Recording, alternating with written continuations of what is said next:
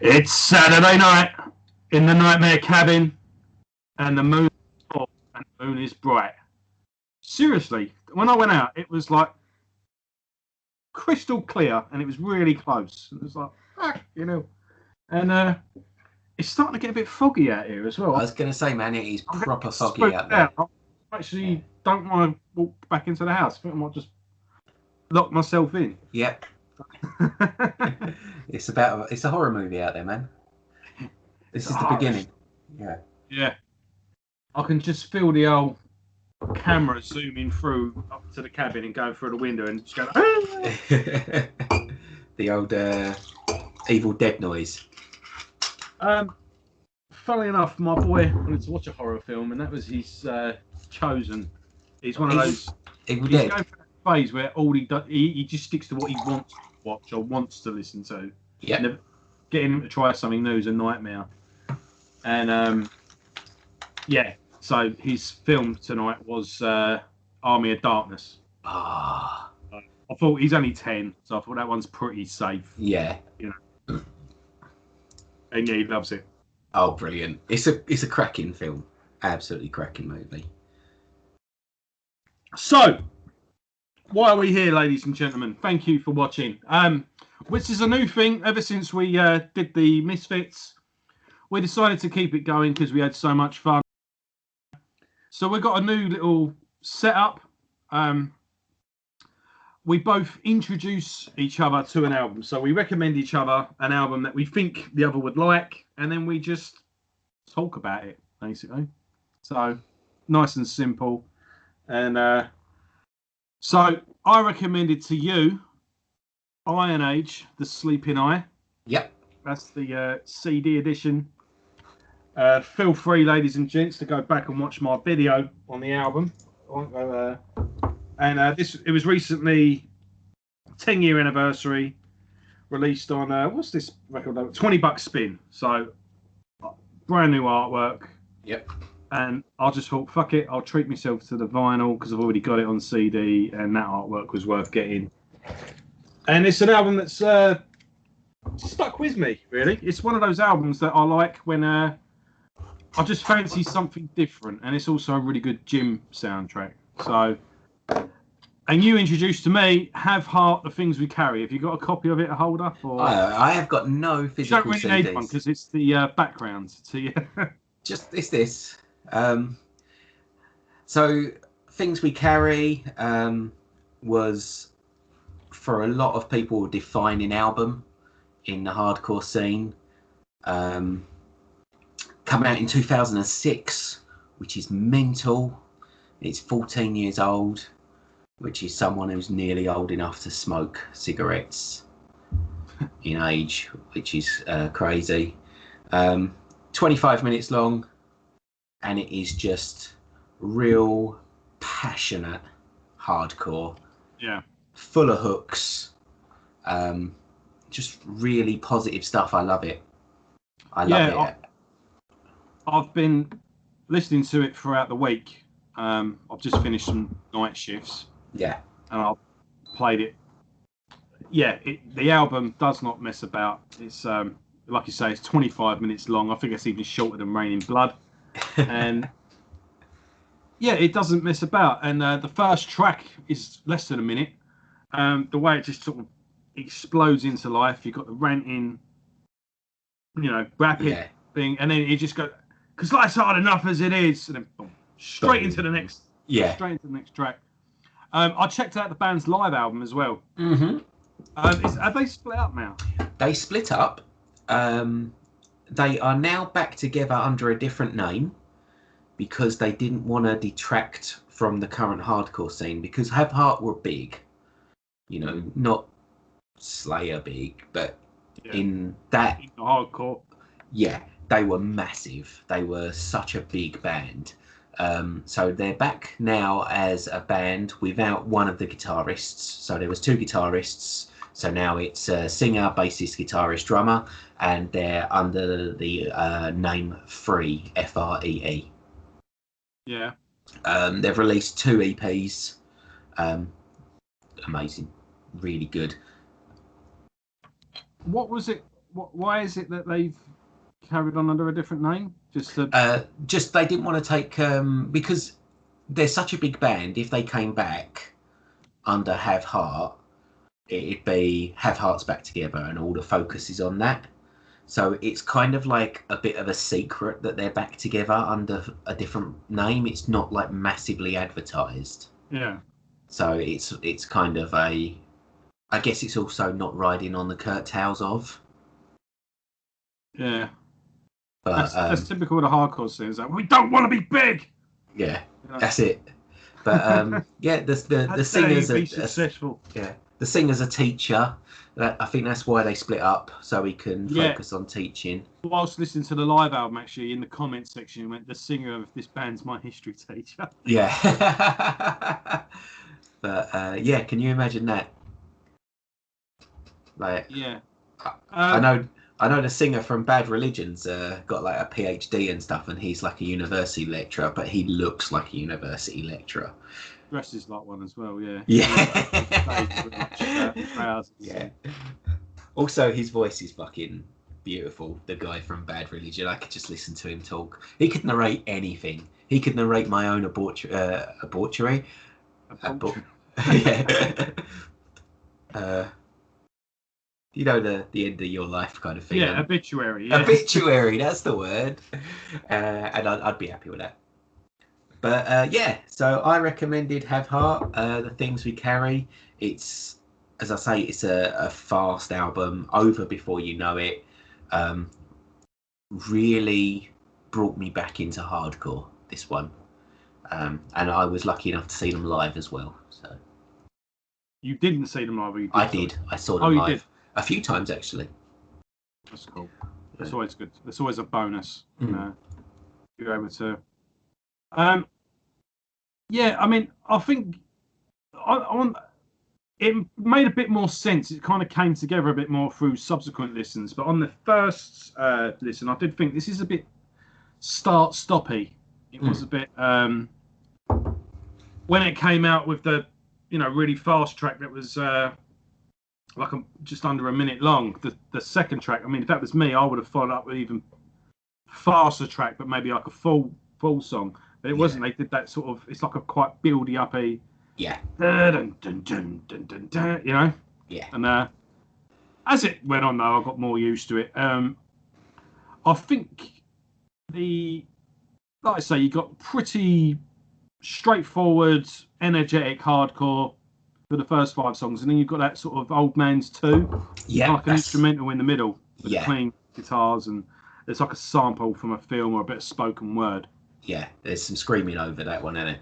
Yeah, and then you've got Song of Shame, another like a minute and a half. Yeah. Then followed by To Fool Us, which is 24 seconds long. But again, I could be wrong, but from that live album, it seems to me like the hits are the last 3 tracks. That is the album's sort of climax. Yeah. So Something More Than Ink is about the singer from Youth of Today, who obviously was a straight edge hardcore guy. Ray Capo, I believe. Yep. Yeah. And Shelter as well. Yeah. That's right, and he's no longer straight edge.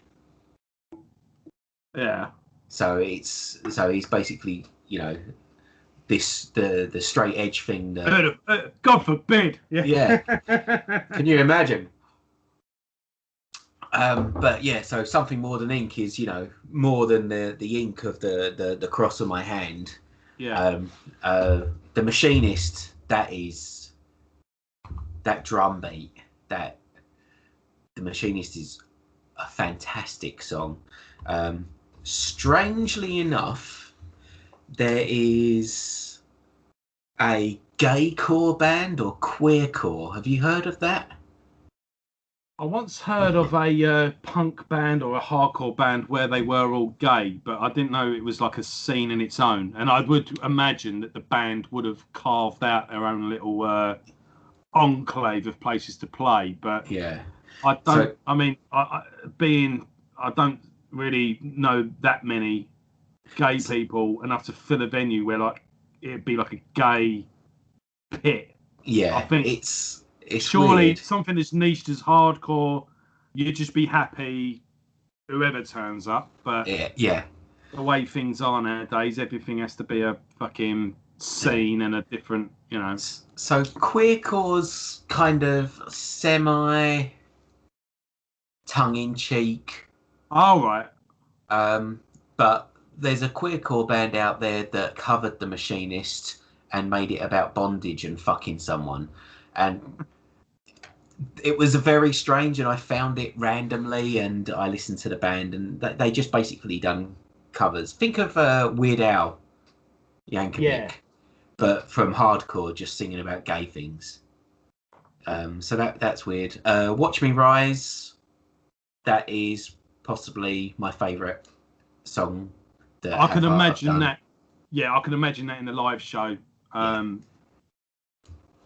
can imagine that being like the last song, you know, and the crowd just going fucking crazy, and you know, people jumping, him holding the mic out, and everyone jumping on top of each other to get to the mic, and yeah.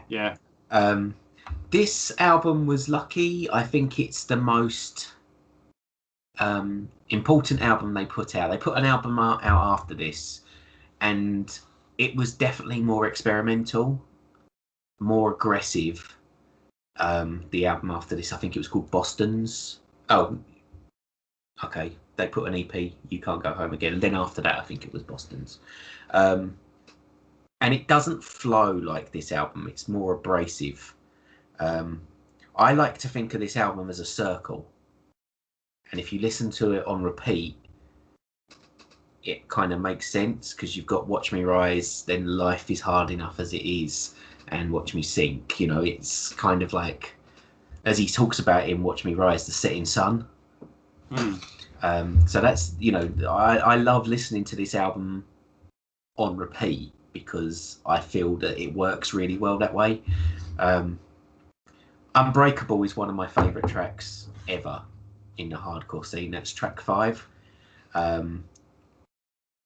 Really fucking simple song. A really simple song. Some of the most heartfelt lyrics I've ever heard as well. I think it's to his dad, talking about like how hard his dad worked to keep the family afloat and never kind of like go under. You know, it's like he worked like extra jobs, paycheck to paycheck, 3 jobs a day. He's the ransom for his family's pain. You know, it's just fucking brilliant. But as you know, I've got a tattoo for Haveheart. Yeah. And I was going to get a line from this song, which was "Just love the world that won't love you back," which I think's a really nice thing. But in the end, I just went with "Watch Me Rise" because it's easy. It was cheaper. Yeah. Also, you can take it sexually. Yeah. You know, you should have had that on your stomach. Yeah. Sunrise around your belly button, and then Watch Me Rise at the bottom. Yeah. Or just on my penis, just a W and an R until it grows. Yeah. And then you can see the whole thing. Yeah. Well, I guess W and an E would make more sense, wouldn't it? Yeah. Was it? That's the old joke, isn't it, Wendy? Yeah. But yeah, so Unbreakable is just an amazing track. If you want to kind of experience positive hardcore with decent lyrics, I think Unbreakable, Watch Me Rise, and for something that just feels slightly different, is The Machinist. I think I think my reaction to the album is I fell out with hardcore a long time ago, and I have no fucking I have no interest in like getting back into the scene as such. I was, never really part of the scene, but I used to go to the gigs regularly enough. And yeah, maybe I'd go watch a band, but I never stopped liking the music. But because I got pissed off of it all, I think considering it presents itself as a alternative, a counterculture, it's the fucking clickiest place you could ever. It's disgusting. It's disgusting. you know, you can think of like the typical sort of Only Way is Essex, or in America the Kardashians, where it's this swanky up, you know, millionaire champagne party. Oh, darling, yes, mwah, mwah. Everyone's fake, everyone's false, and da da da da da. Yeah, okay. But no one's going to try and kick the shit out of you at one of those parties because you went on the dance floor Yeah. and a group of mates didn't recognise you as one of them. So, yeah, you know. Oh, and if you dare stick up for yourself and fucking swing back, forget about it. Yeah. You're not going to get judged in one of those parties so your diet. You're not going to be looked down upon because you've got beer in your hand, even though no one sticks to that fucking... No, especially when you think about it, like when you go really deep into like the hardcore, you're not allowed tattoos, you're not allowed casual sex, and like by casual sex, fuck yeah, what are you, a bunch of fucking evangelist Christians now? Then? Yeah, that's like, it. And by casual sex, and they're all going fuck Donald Trump, and it's like, well, you're more conservative than fucking him, or people that support, yeah. But I've got two stories actually that kind of link into that. I'll start with the boring one first. So pretty much anyone that was interested in watching this video, and then they're going to switch off and download it. We're going to I've lost you now. There we go.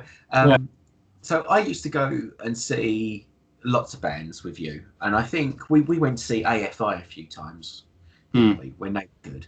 And I remember, because I never looked hardcore, you know, I still don't. I wear a fucking hat. But you know what I mean? Like, I never looked aggressive and old school and underground. I looked young and cute when I was young. And I remember some guy hissing at me because I was at an AFI concert. An AFI, you know...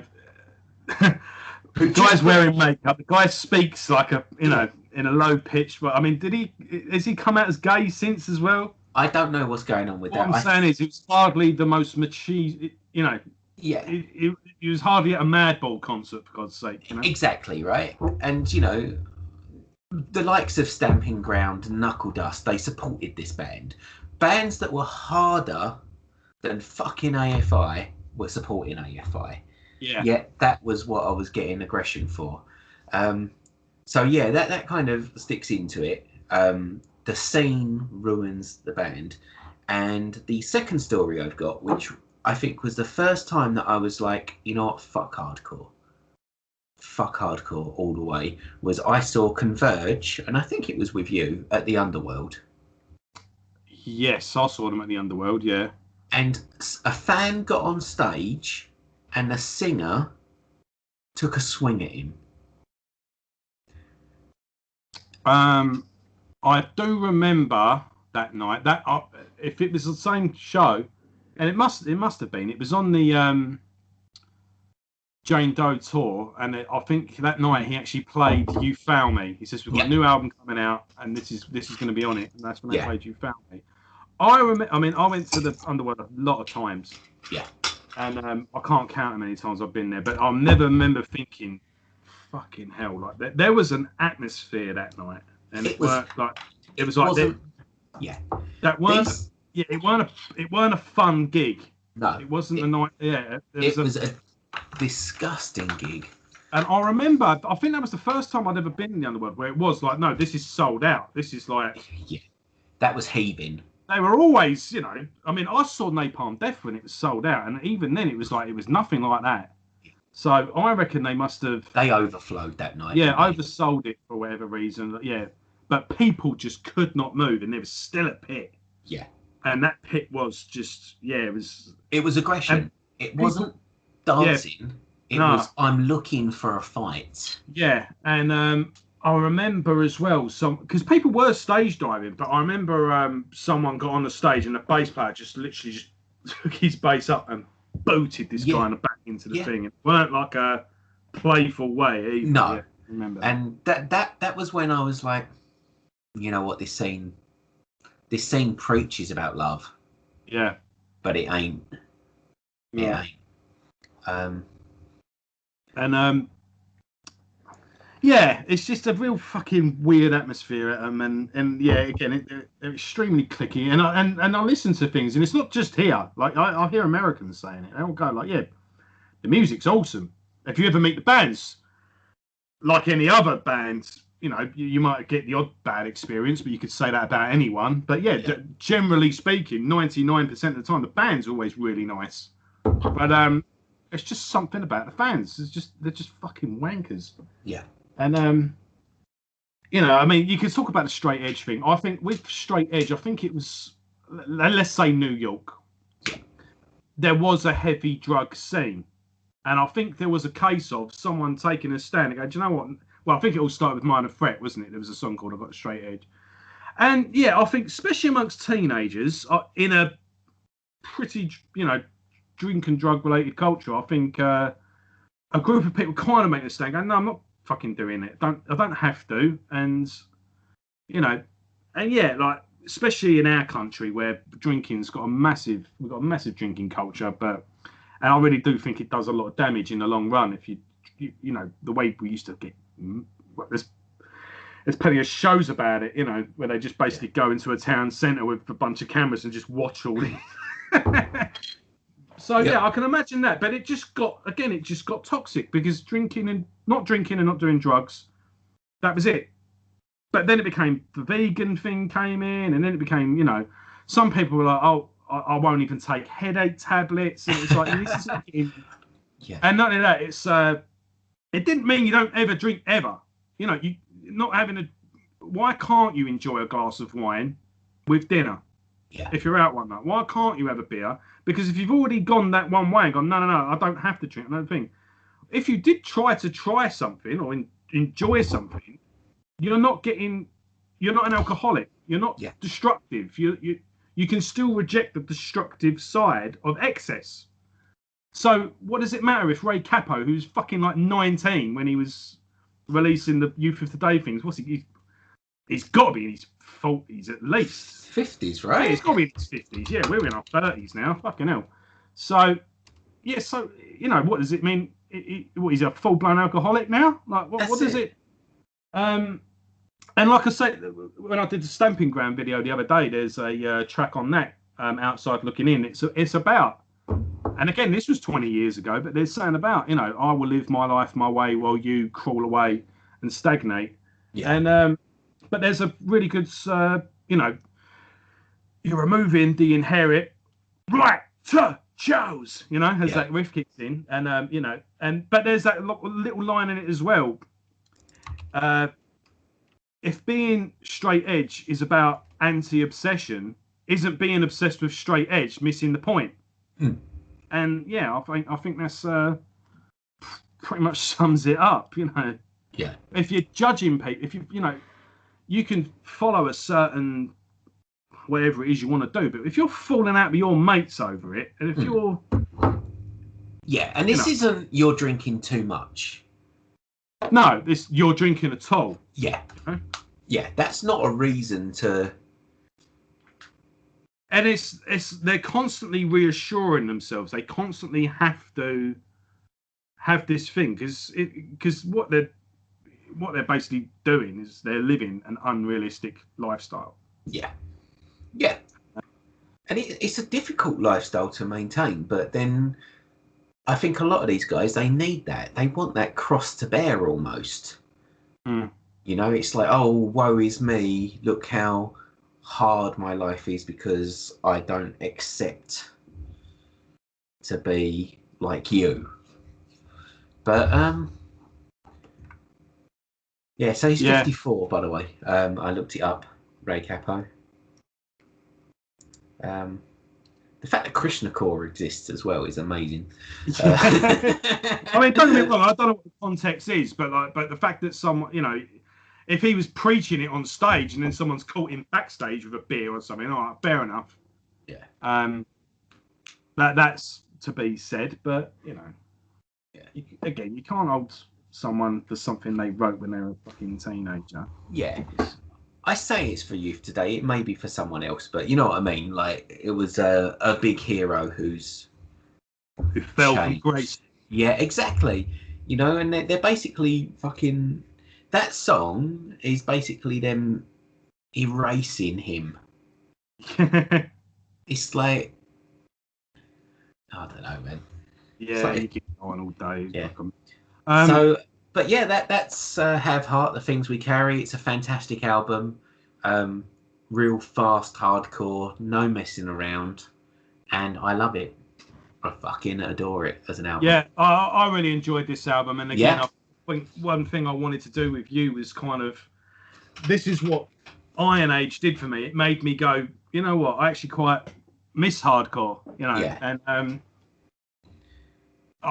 the music at least. And I was always looking for stuff to play in the gym as well, because you could listen to heavy stuff in the gym, but you want something with a bit of rhythm as well, like on a running machine, or just something that's got a bit more of a jump to it, and a bit more.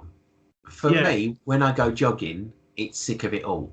Yeah, because there's something about their drum beat that is exactly. Raised Fist, again, that's another one where the drum beat is really good for jogging, so it'll be like Raised Fist or Sick of It All that I'll listen to when I'm jogging. But stuff like Haveheart, I think I'd have a heart attack if I tried jogging to that. Well, the thing is with Haveheart, I think, speaking about vocals, is again, I think with punk and hardcore, a lot of people that don't like it sort of say, oh, because it's just simple. But it's not about, it was never about making complicated music. It was all about emotional honesty. Yeah. And, you name any classic punk record, it's, if the guy or girl, if they are a good singer, that's a bonus. Yeah. But the main point was, if you can tell this person's means what they say, that's what matters more than anything else. And you can tell the singer of Haveheart is very sincere in the vocal delivery. Yeah. Before we move over to your album, I'd also just like to say, obviously, I grew up in the punk scene, so I'm more into the punk hardcore than the hardcore. Yeah. So for me, hooks are really important, and Haveheart seem to have a lot of sing-alongs and chant-alongs. It's very memorable, whereas a lot of the melodic hardcore now, the songs are good, but you probably wouldn't be able to say why that song's good. You'd be like, track 4, do you know when the chorus kicks in? And it's like that 4 seconds before it changes, and they never fucking repeat it. Oh, is that what the new stuff's like? Havehearts are the same, but what I'm saying is, like, melodic hardcore these days isn't verse chorus, or if it is, the chorus is forgettable. Yeah. It's almost as if they're purposely not trying to get a memorable chorus. Which I remember it kind of went a bit arty-farty in the 2000s. It's almost as if they've kind of gone anti-establishment in that. It's like, well, if you want a memorable chorus, go listen to pop. It's like, no, but we just want to get away from that memorable song thing. We don't want people remembering Yeah. And if you like us, it means you're not really that intelligent. We want you to not like us. Yeah, exactly. Yeah. And we go to these gigs and there's people, having fun and having a good time, and that's just really crap. We just want the audience to be bored. Yeah, exactly. Yeah. There's a band that I really fucking love.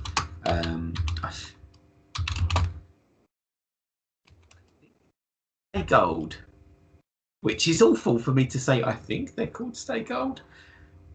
Stay Gold. I'm guessing that's a reference to the S.E. Hinton book, The Outsiders.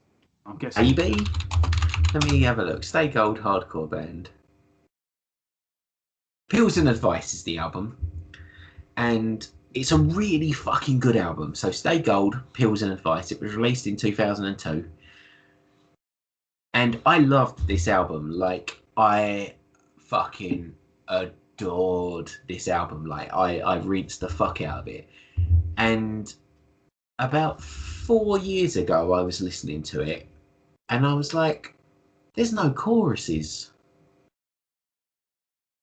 None of the songs have a chorus. And I didn't realise because it's still catchy. Yeah.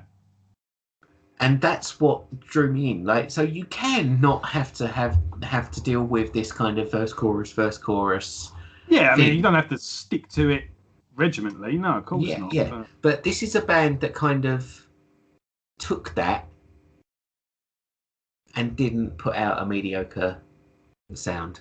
But I'm very bad for straying away from the thing. So we've talked about Haveheart. Let's talk about Iron Age. Yeah, no, it's just all right, man. There's no, you know, there's no time limit. We can take it where it goes. Yeah. But yeah, what I was just saying was the next album that we were going to talk about was sort of like the catalyst into me wanting to rediscover and sort of rekindle with hardcore. And this album definitely, the Haveheart album definitely did that. It did make me go, yeah, I remember those good old days. And I do remember that feeling I got from listening to it, you know. And and especially positive lyrics like that. You need that whilst, if you listen, especially, you know, I don't suppose it doesn't matter any music you listen to, whatever floats your boat and whatever gets you through those last couple of minutes when you're struggling. But positive lyrics definitely must be a catalyst in it, and you're more likely to get positive lyrics with hardcore.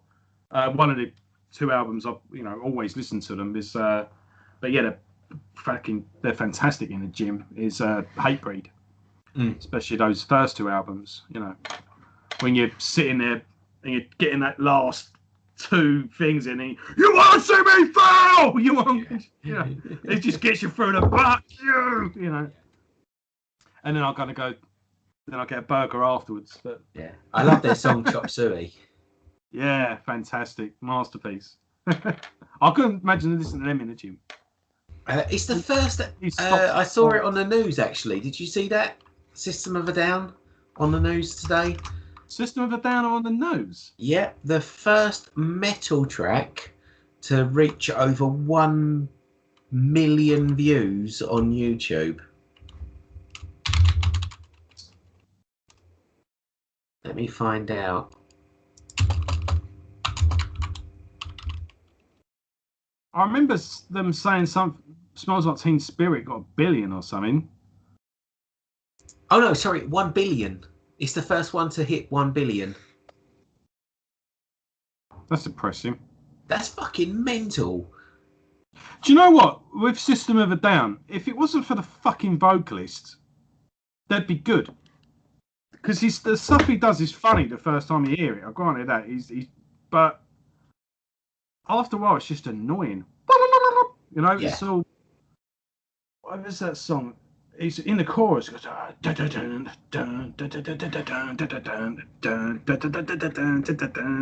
he just goes la la la la la la la. Is it that Bring Your Own Beer? You're just completely fucking pissed all over that riff. It's such an odd band to actually have made it. Yeah, but Chop Suey, I mean, yeah, especially that, and then it goes into that grinding. I mean, you know, the guy, they can all play, and that guy writes good riffs, but the guy's vocals. Apparently he's and all he's doing is ripping off Mike Patton. Yeah, apparently vocally he's very special. Yeah, he can do a lot of stuff with his voice, well and good, but that's not what I'm saying. But strangely enough, he's really good friends apparently with the guy from Death by Stereo, who has a very similar vocal tick, let's say, of doing strange things in a song. If you know Death by Stereo. All I remember is their album opened with the sample from the Lost Boys. That's probably another band that I'd recommend at one point for you to listen to one of their albums, because they're good, but you can definitely hear that him and Serge have something similar vocally. I've heard as well Casey Chaos from Amen. Falling Out. They were a good band. Yeah, I had no idea they Like, came from Snot as well, right? They were very different. Yeah. To what was going on at the time. Anyway, he had members of Snot on the first couple of albums, but the singer was the main songwriter. But I think I don't know why Snot don't it down. He did write stuff for the guitarist side project apparently, and there was a row over royalties or something. I don't know. I don't know why Snot don't get back together, man. That's really disappointing. Well, fuck those, they've tried. Yeah. I thought it was funny. They did a tour, and we're going to be playing Get Some in fall. It was like, well, yeah, I fucking hope so. Oh, you mean your one fucking release? Yeah. Hey, guys, fuck's sake. Why even advertise that? I hope you play that 1.5 hour album you did in fall. Cheers, guys. Oh, what? All of it, guys? Thanks. Yeah. Even the 2 instrumentals? Yeah. You released 11 tracks and 2 of them had no fucking lyrics. Yeah. Yeah, we'll have some of that. Yeah. Fuck else you been playing all this time? Yeah. You know what? We're gonna do a review of Snot. Oh yeah. Let's see how well it's aged. I think it's aged pretty well. I love it. I still fucking love it. Get Some is just a I think if it came out dirty song, then Straight would be fucking hung. Oh yeah. Yeah. I don't. In fact, if Snot came out today, none of the big websites, none of the main magazines would cover them. I guarantee that for a start. No. No fucking way would they have got on Ozfest. I'm going to go back on that. No, I say you're wrong because they'll be seen as woke because he's looking for a transsexual female. Where's that? That's I Just Lie, isn't it? Long walks on the beach, lots and lots of anal sex. Yeah. It's looking for a transsexual female. Is that what it says? Yeah, man, I'm sure of it. Or I'm just reading into something and I've just dug myself a hole. Just got a Freudian, yeah.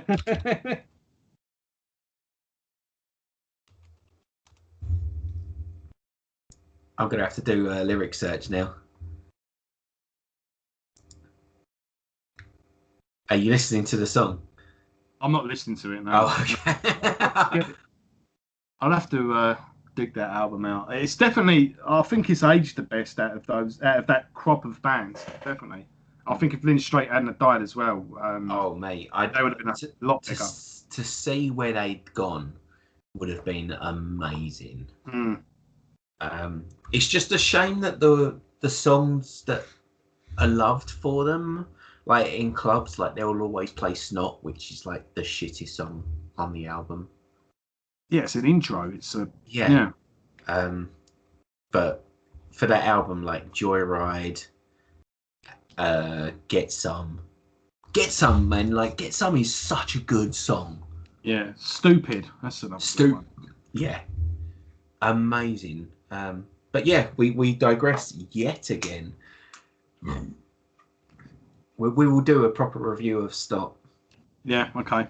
I'm up for that. You know what? There's a lass at work that I made listen to the album.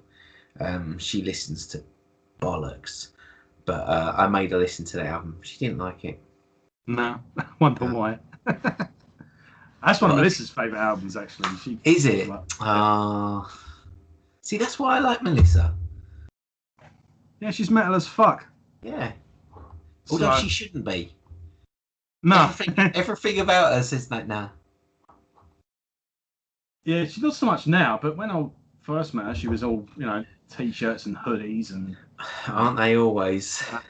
But now she's just... I even saw there was some, the girly thing with the thingy shoulder, but it had, a band on it there. And I went, what about that? She's just like, nah, it just don't suit me no more. Yeah. I'm just going to grab a beer quickly and then we'll crack on with Iron Age. 1 second. Yeah.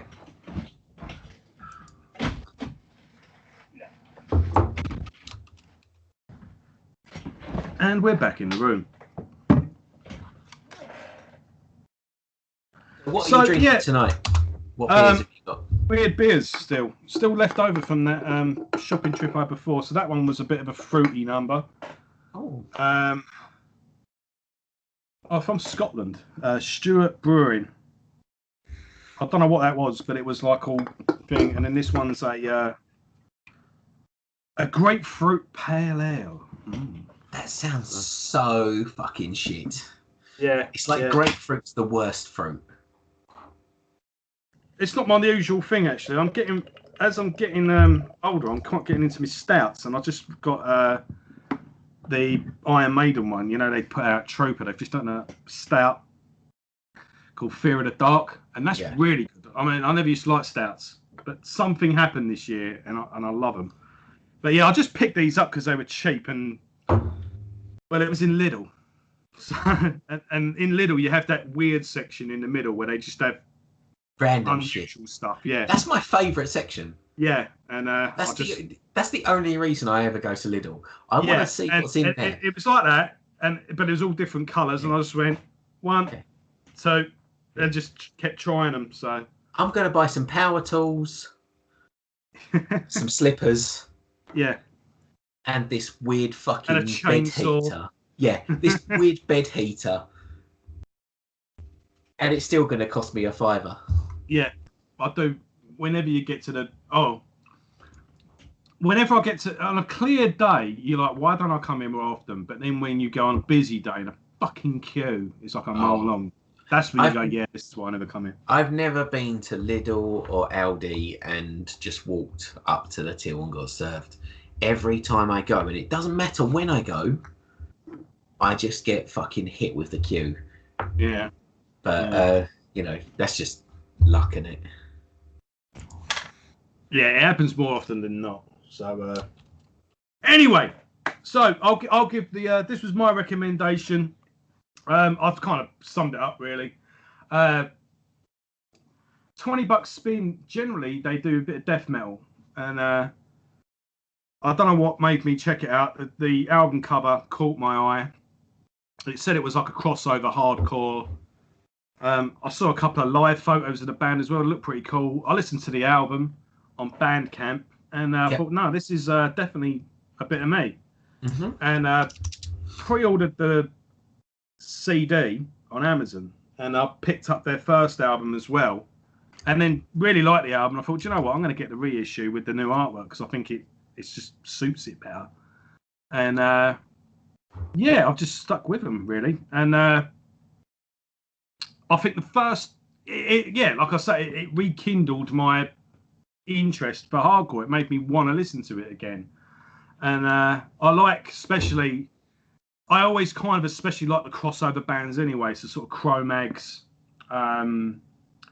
Leeway was a band I got into a bit later on, but yeah, like I was always into the more metal side of hardcore anyway, and then I eventually moved on into metal. But what struck me for this album, the first album, Constant Struggle, is a pretty standard hardcore album. No more, no less. It ticks all the boxes. Yeah, 1 out of 10 for originality, but 10 out of 10 for delivery and quality. It's it really delivered. But Sleeping Eye, I thought was something special. And what I really liked was that it had all the things you want in a hardcore album. It had the punk sort of rhythms, the sort of beat downy, groovy bits, but it was always kept interesting. But when it got to the melodic parts and sort of like the solo parts of the song, it literally made me think like, fuck me, I'm listening to an Iron Maiden song or an Angel Witch. Like they really had some classic, typical heavy metal riffs in there and melodies, and that the guys can play leads. And then in between the songs, there was like this sort of doomy atmosphere. There was like this sort of, all these sort of things that you would get on like the sort of more trippy side of a Black Sabbath album.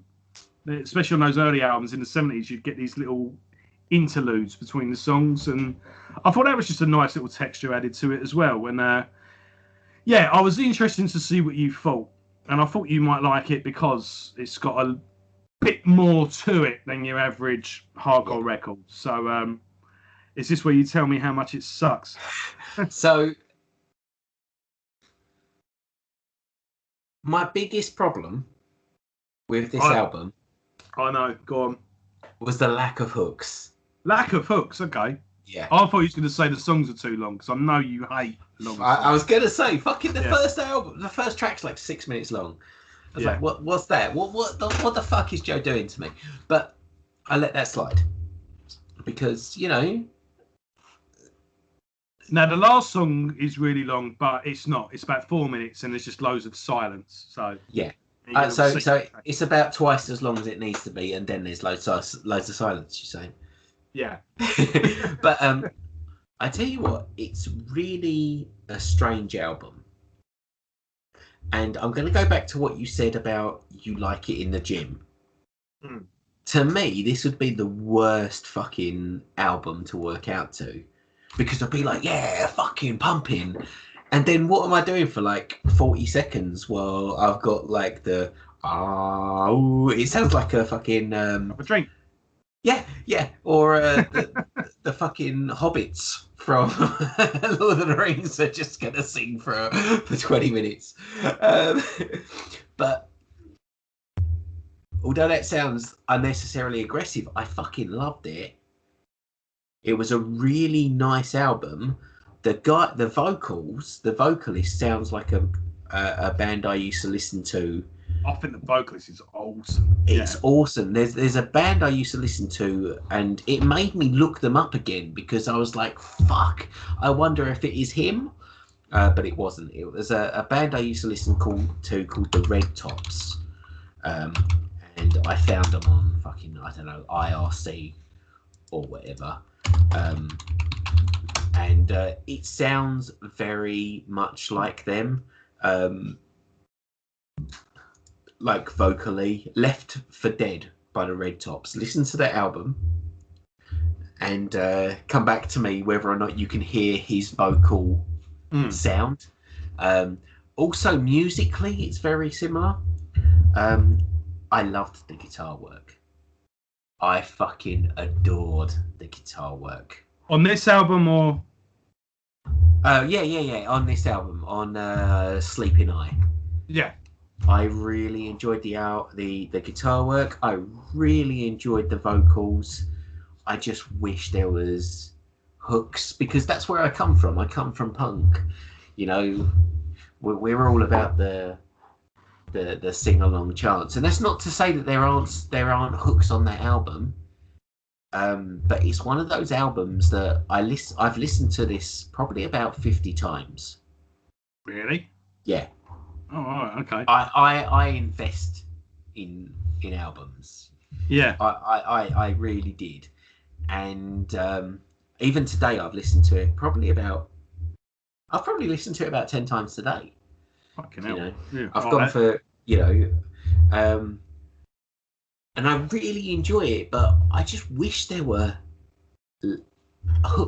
more hooks, because they've got everything that you want. They're obviously massively talented. The vocalist has got such a good range. They've not put nothing out though. This album's 10 years old. Yeah, and apparently they've split up, right? Or they're just not touring. Is it? I don't know. Is it one of these bands that just? I've just looked on YouTube and there's a live video from a year ago. I don't know if it's the concerts a year ago or what. Or maybe they reformed and that's what that anniversary thing was for, just to sort of kickstart a reunion of some sort. Yeah.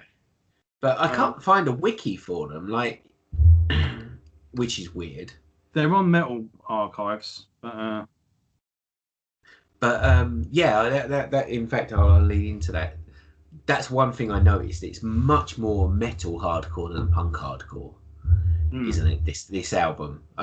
If you couldn't tell that from the track lengths, you can definitely tell it from the composition. There's solos. There's really interesting riffs and time changes in the songs, which generally I'm not used to in the music I listen to. Yeah, I mean, I think there's plenty of riffs and plenty of hooks for it, but I do know what you can't, like what you said about earlier. The songs generally don't repeat themselves, and but that's what gets me through the album, because there's always something new going on, something always interesting, and there's always a little riff or a little section where I'm like, oh, that's cool, well, that's interesting, and yeah, there's I may have spun that as a negative thing, but it's not. It's just what you're used to. It's like if you read a book and the first time someone watched fucking Pulp Fiction? Not Yeah. Pulp Fiction. What's the one that's all Reservoir Dogs? Yeah. It's all over the gaff. Yeah, that was a thing, wasn't it, for films? Yeah, but you know what I mean? Like, the first time you watch that, you're like, what? But, Yeah. but that doesn't take away that it's fucking great. It's just maybe slightly less, not acceptable, when more people can get it. Yeah, I know what you mean. I'm so bad with words. I'm the worst person to have on a fucking talk show, man. No, I know what you mean. And that was a thing as well. Every film that came out around that time as well was always Back to Front and Inside Out. Yeah. The Usual Suspects and yeah. And then it was Reservoir Dogs and Pulp every Fiction. movie has to have a big fucking twist. Yeah. And I think I've told... You've got to watch these films like 20 times to fully understand them, but once you saw the ending, you're like, oh, I can't be bothered. Yeah. I think I told you this. So I got told... So Sixth Sense was the big mindfuck, wasn't it? Oh, yeah. Did I tell you what I got told for that? No. So someone told me that there was a big twist, and I was like, look, I don't want to know. And then they blurted it out. Yeah. His character has sex with the kid. That's what they said the twist was. That's what they said the twist was. So I was like, what the fuck? Why are everyone liking this movie? So I didn't watch the movie for fucking years because I was like, what the fuck? And then when I watched the movie, I fucking loved it because it was even better because I was like, right, there's this weird twist and then it never came, obviously. And then the twist actually fucking hit me like a ton of bricks. So that was probably the best thing I've ever been told. What the fuck did someone tell you that for? I know. It was like Bruce Willis has sex with the child. And I'm like, what? Yeah. I mean, now it'd be fine. Now it'd be on Netflix, but... Yeah, and you'd be told that you're an idiot for not liking it. Not just an idiot, a fucking racist bigot. Yeah, you're a conspiracy theorist. Yeah. Funnily enough, that was the... people always said that about Leon. And... yes. As time goes by, that's a little bit... I'm not sure about this anymore. Especially when they re-released it on DVD and certain scenes that were cut were back in. The original theatrical cut, you can go, nah, bollocks. He loves her as a daughter. It's a two lost souls finding each other, and, you know, a family were pieces of shit anyway, but she found, you know, a father figure in Leon, and Leon learnt to love, and he found, you know, a daughter. But a few scenes in that, the bit when the scenes that were cut out were put back in, it does make you go a bit. It's not explicit and it's not blatant, but the way things are now and everything's got a double-barreled meaning, and you do think, yeah, that's a something I used to love that's been killed. Thank you. It's been absolutely fucking destroyed. Yeah, it's a tough one. Well, we've gone completely off on one now, but do you remember at the beginning of the film where the gangsters and Leon's picking them all off one by one? He's like in the fire exit and in that like hole in the roof, and he's coming down, hanging one and disappearing. And the guy that these, you know, he comes out the darkness, doesn't he, with the knife and around the throat. Yeah. And do you remember he's in bed with a prostitute? Yep. That prostitute, that actress, was married to the director. Oh, okay. And when they first met, she was 15. Nice. Now, apparently they didn't get together until she was older. Yeah. But she said from 15, she knew she loved him. She always... And I think there was a sort of, does age really matter? Yeah. And that was the thing that, in mind, that did come up in the sort of making of documentary thing that I saw once, and it is a bit like, I'm too jaded to be naive at this point. I know where this is going. I know what you cunts are up to. Yeah. I think probably the worst thing about it is the fact that The thinning of the wedge, we call it. Yeah. Jean Reno, is that the guy? Yeah. Obviously, the best movie he's ever put out is The Pink Panther 2. Mission Impossible, man. But yeah. Where he wears the exact same outfit as he does in Leon. Yeah. And I fucking love it. I'm looking at pictures of... this is going to get me on a fucking list. But I'm looking at pictures of... Because I didn't realise it was Natalie Portman until I've just looked at it. It's one of those things where I've just fucking blanked the name out of my head. And it's Natalie Portman. And that's just mental. Yeah.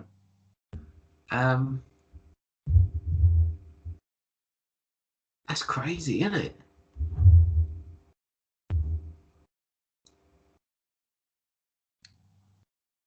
Anyway. Yeah. Before I get album reviews. Yeah, so we're talking about hardcore albums, right?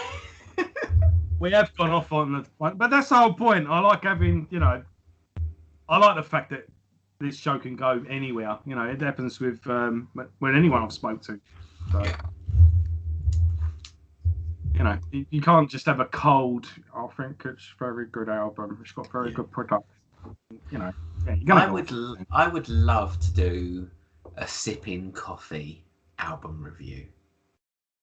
We can do that. Just got to do it in the morning. If you watch any of my videos, you can always tell when I'm recording because I either have a beer or a coffee. If it's in the afternoon, probably a water. Just because you're a pussy. Because I've got to drink something, and then it's too early for beer and too late for because you're a pussy. Yeah. But I've really enjoyed the album. Definitely not what I was expecting. I think this is a point as well. I want to give you something you might like, but something you might not have come across otherwise, and vice versa. That's what I want you to do with me. Yeah. So. Prior to this, you gave me a band to listen to, and I'm gonna have to scroll up a bit to find out who it was. And I didn't really enjoy them. I could see why you'd think I would, but they just didn't do it for me. I don't think I'll find them because Facebook. Was it leeway? I might have given you leeway. Maybe. Let me get you the album, and because you'll recognise the album cover instantly if it is.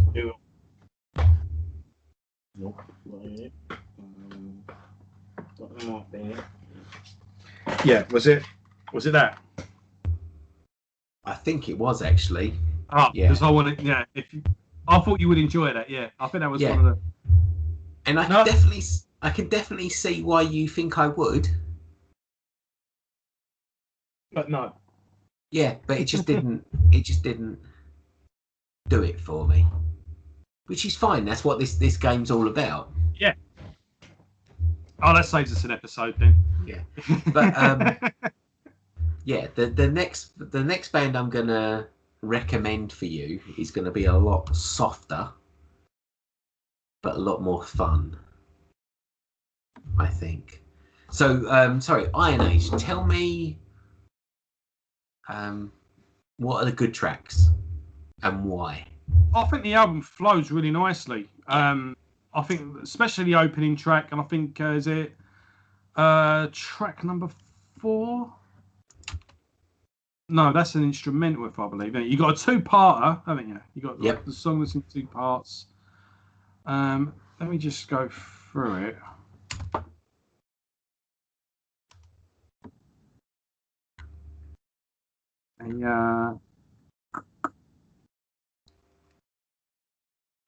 Are they an American band, I assume?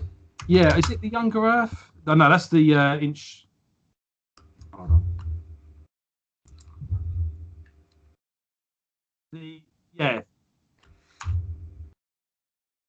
There was one track I was listening to today. I listened to the album. I did a workout today, and I listened to the album, and I remember it might have been. Yeah, Younger Earth. I thought if I was in the band, I would open with that. Okay. But It's a really kind of sludgy song, isn't it? yeah, and I thought that would be a good. And then when it does kick in, yeah, when it hits around 2 minutes and the guitar really.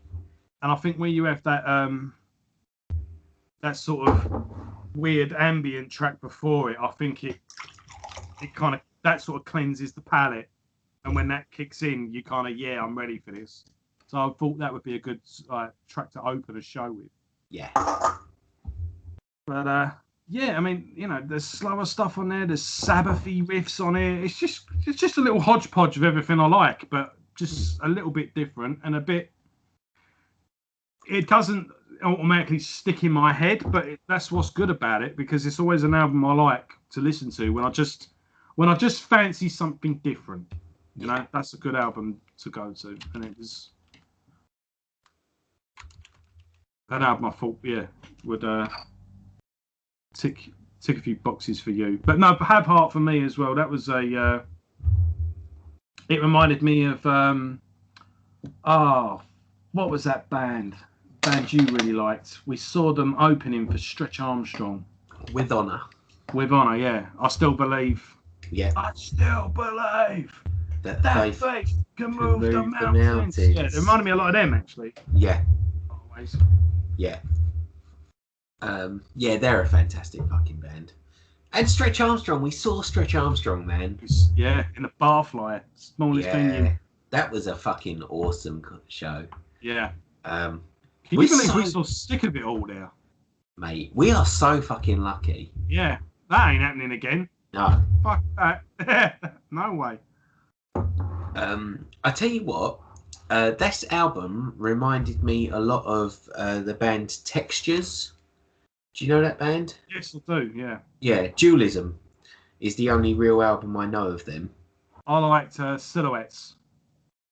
Yeah. I've listened to it, but Dualism is the one that kind of done it for me. Yeah, they're not a band I've got everything by, but I know. Yeah. But it's got vocally and also, I guess, experimentally, he's got very similar vocal talents to that one.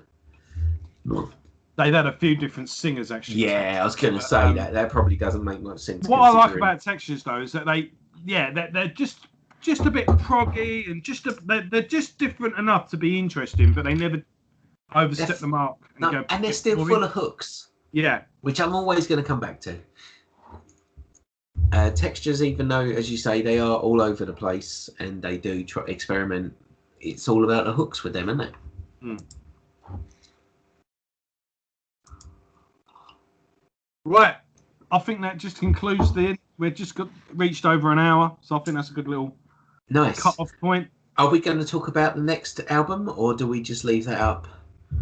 I think we'll decide. I've not decided what I want to recommend yet. Oh, okay. Leeway, but you completely fucked that. I ruined you. I have to think of another one, but I will. I've got a few ideas. But yeah, we'll carry on talking, but we'll cut it off now. So if you made it to the end of this, thanks very much for watching. We hope you had a good time, and I hope you enjoyed the tangents. If you're new to the channel, go back and watch a few old ones. Check out our thing of the Misfits as well, especially if you like Michael Graves era Misfits. And I'll be back soon with a collection update, and I will be a long time in the making.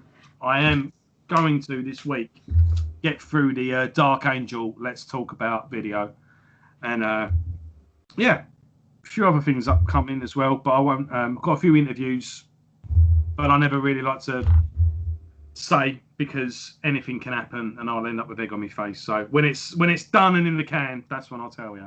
So thanks a lot for watching, everyone. Have a good week, and see you from the Nightmare Cabin. Catch you soon, guys.